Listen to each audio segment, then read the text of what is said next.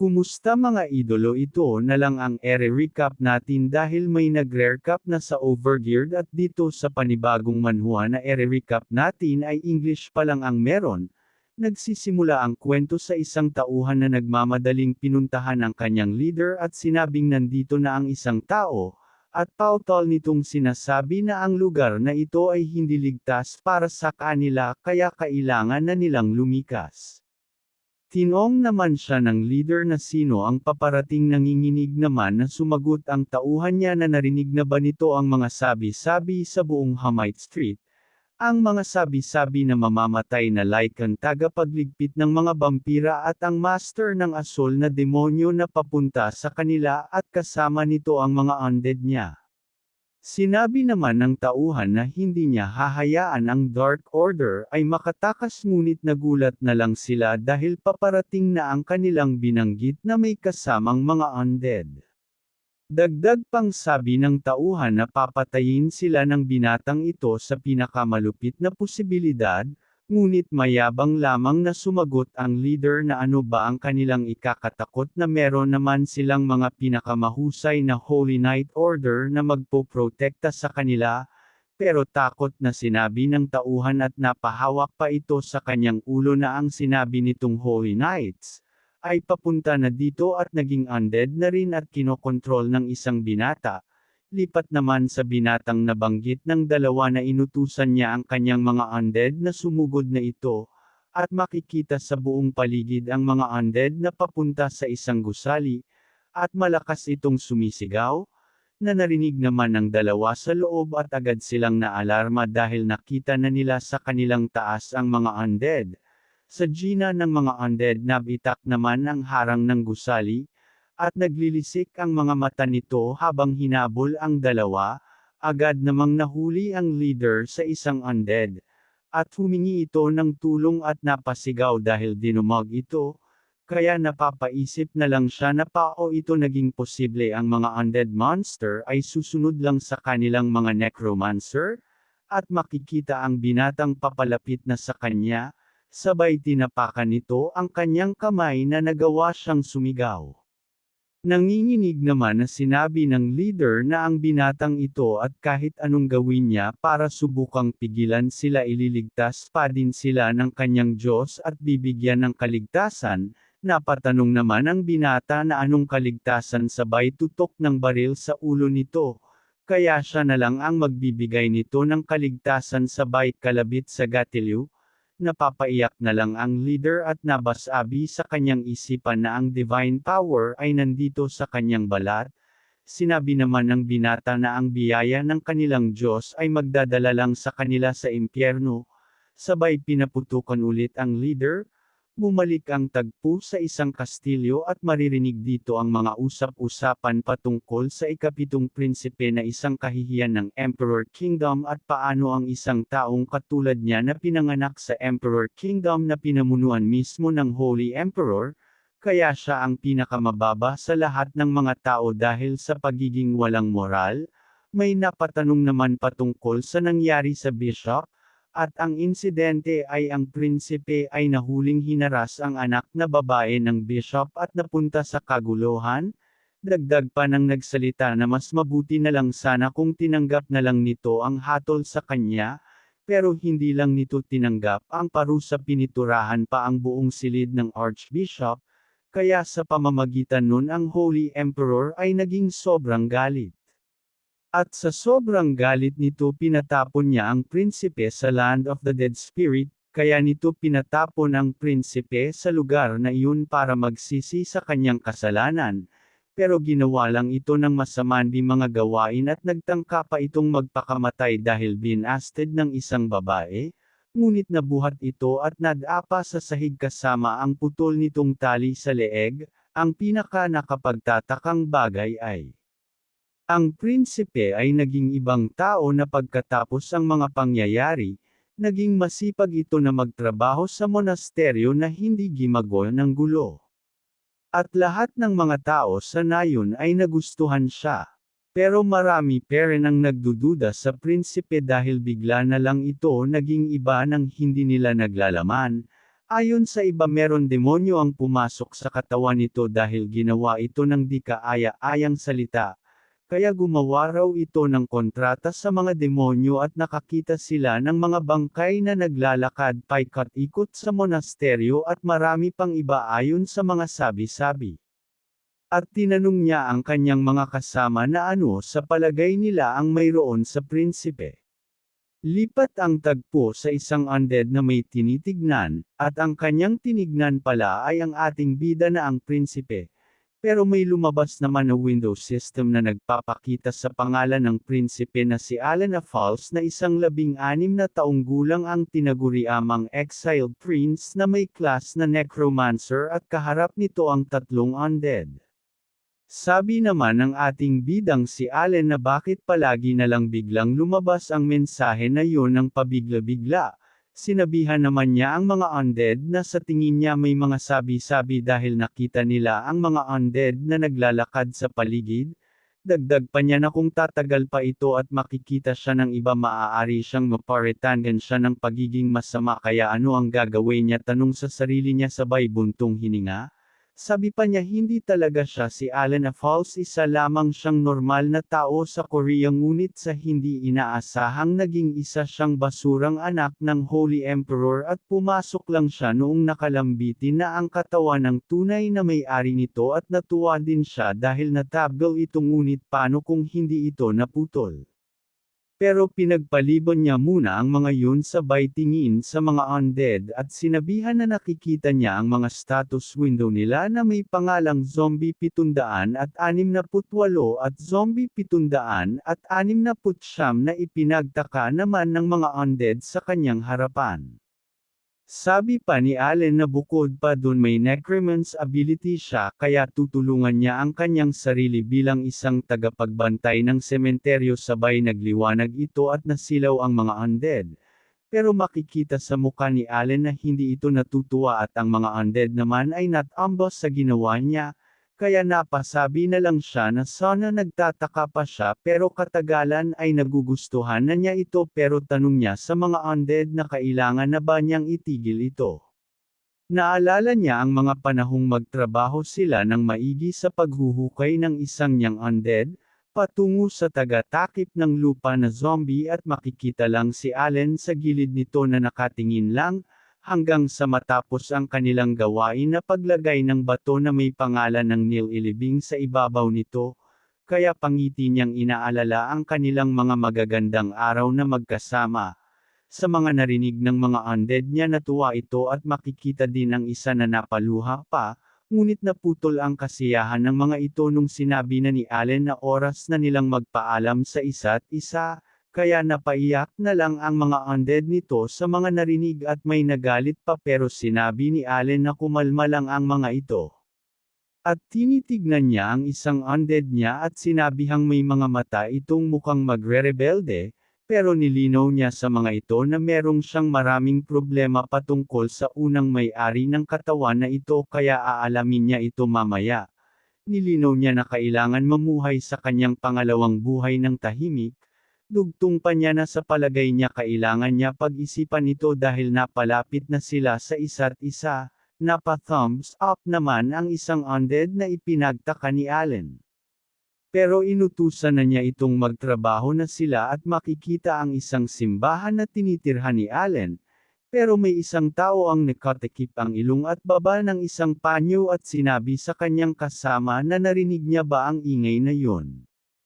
Sumagot naman ang kasama nito na tumigil ito sa pagsasalita at itulak na lang ang kanilang dala, at tinanong niya ito na gusto ba niyang mamatay katulad ng kanilang dala. Kaya pupunta na sila sa prinsipe at makikita lang ang tirahan nito sa di kalayuan ng nayon, at sasabihin nila sa prinsipe na tulungan nito ang sinumpang nayon na ito sabay makikita ang isang nanlilisik na pulang mata sa isang pinto. Kaya nagpapatuloy ang tagpo sa isang tao na nagtatanong kung ito na ba ang huling bangkay na nakita nila. Habang pinagpawisan sumagot naman ang taong nagdala ng mga bangkay na mukhang may isa pang ang natira pang buhay sa nayon at kinumpirma niya ito sa kanyang kasama na kaagad naman nitong sinang-ayunan at sinabi pa niya na ang lahat ay lumisan na sa nayon at ang naturang lugar ngayon ay puno na ng mga bangkay. Ang nagtanong pala kanina ay ang ating bidang si Allen at sinabihan siya ng dalawa na patawad sa kanilang sasabihin pero pwede ba itong sumama sa kanila pabalik sa nayon na ipinagtaka naman ni Allen bakit siya nito gustong isama. Kumaway namang sumagot ang matangkad na lalaki na ang buong nayon ay malapit ng masira kaya sa palagay niya mas mabuting may kasama silang prinsipe sa kanilang pagbalik. At dugtong pa ng isang kasama nito na sa palagay niya na silang dalawa na lang ang maayos pa doon kaya gusto nilang makita ang prinsipe para magbantay habang sila ay nagliligpit sa mga bangkay pero makikita sa mukha ni Allen na hindi siya sang-ayon dito kaya napaisip na lang siya na paano magkakaroon ng kapangyarihan ang katulad niyang blasphemed prince. Pero nagpa-cute ang dalawa sa ating bida at humiling ng tulong habang dinaikit ang kanilang mga muka sa ulo ni Allen at si Allen naman ay naiinis sa pinaggagawa ng mga lukong ito. Habang nagdadrama ang dalawa paiyak naman na sinabi ng matangkad na lalaki na parang awa na daw ni Allen baka madapuan din sila ng sakit at sinabi pa ng isa na sa palagay nila ligtas sila sa tabi Allen kaya makikita na lang si Allen na walang masabi sa pinaggagawa ng mga ito. Ngunit malalim siyang napaisip na sa mga pangyayari meron talagang hindi pagkakaintindihan kaya napatanong na lang siya sa kanyang isipan na ano kaya ang gustong ipagawa ng mga taong sa kanya. Lipat sa nayon na sobrang tahimik at makikitang walang kabuhat-buhay. Makikita natin ang isang tao na naglalakad sa paligid nito at may nagdalita na ang nayon ay sobrang nakakatakot. Ito pala sina Allen at kasama nito ang dalawang luko at nagsasalita pa ang matangkad na luko na ang mga patubigan ay nasira kaya makikita ang maraming maliit na parang lawa sa paligid kaya mag-ingat sila habang si Allen naman ay maijing nagmamasid sa paligid habang dala-dala nito ang kanyang pala.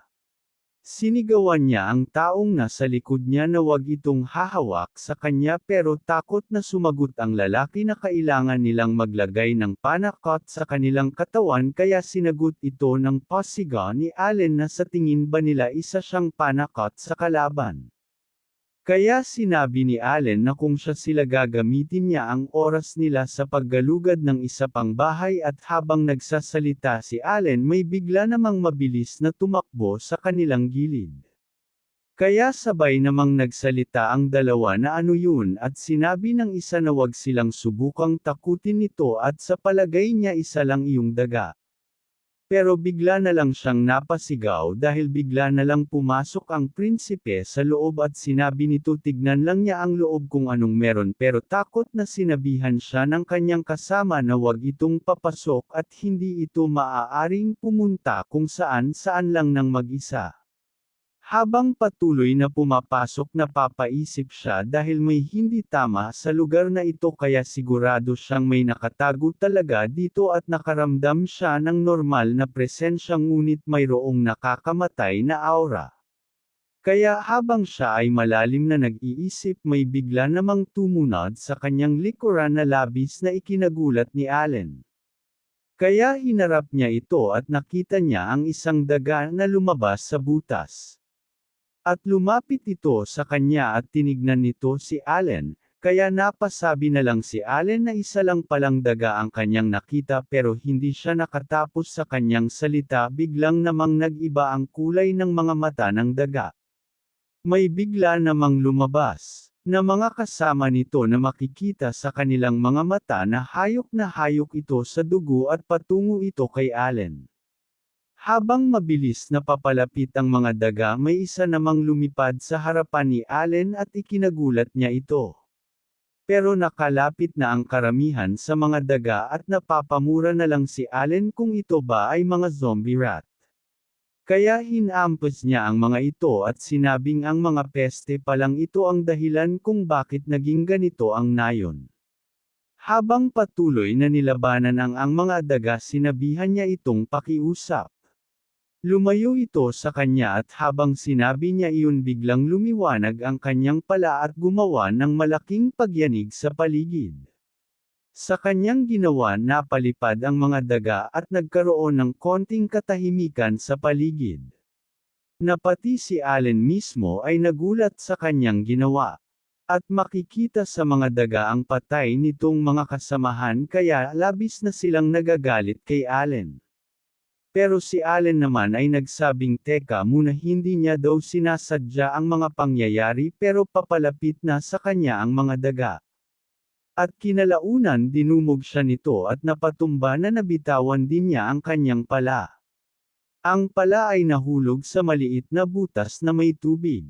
Ngunit biglang lumiwanag ulit ang kanyang pala habang si Allen naman ay sumigaw na nagsasabing tigilan na siya ng mga bastardong mga daga na ito sa kanilang pag-aatake sa kanya. Kaya tinanong niya ito na susubukan ba nilang patayin siya, at makikita natin ang kamay ni Allen na dumampi sa umilo na tubig. Bigla namang nagpakita ang Windows system na gumamit ng isang kasanayan. Kaya bigla na lang inatake ng tubig ang mga daga at sa nakita ni Allen nagulat naman siya ng labis, at ang kasanayan pala ay tinatawag na Death of Swamp. Kaya napatanong na lang siya ng ano nga daw ang sa kasanayan na ito, at makikita ang dalawa sa likod ni Allen na nagsasabing nandito lang pala ang kanilang prinsipe, at bigla nilang napatanong kung bakit madaming mga daga sa paligid.